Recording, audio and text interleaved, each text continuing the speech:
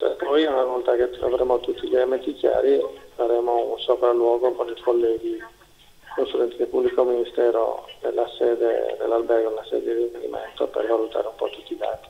Domenico non aveva preso del lassativo, la conferma dalle analisi dei consulenti della procura effettuati sul corpo del 19enne studente del liceo Nievo precipitato dal quinto piano di un albergo di Milano dove era in gita scolastica. Si procede con cautela, ma i pezzi del puzzle cominciano a disegnare uno scenario più preciso. La settimana prossima potrebbe essere decisiva. Ne è convinto il dottor Massimo Montisci, medico legale dell'Università di Padova e consulente di parte della famiglia di Domenico Mauro Antonio, che attende i referti completi degli esami scientifici per poi tornare nell'hotel della tragedia.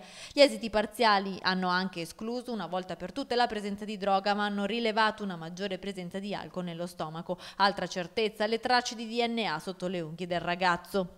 No, non credo che ci siano elementi per propendere per una colluttazione, perché non ci sono ulteriori elementi dal punto di vista delle analisi necroscopiche che propendono per una colluttazione.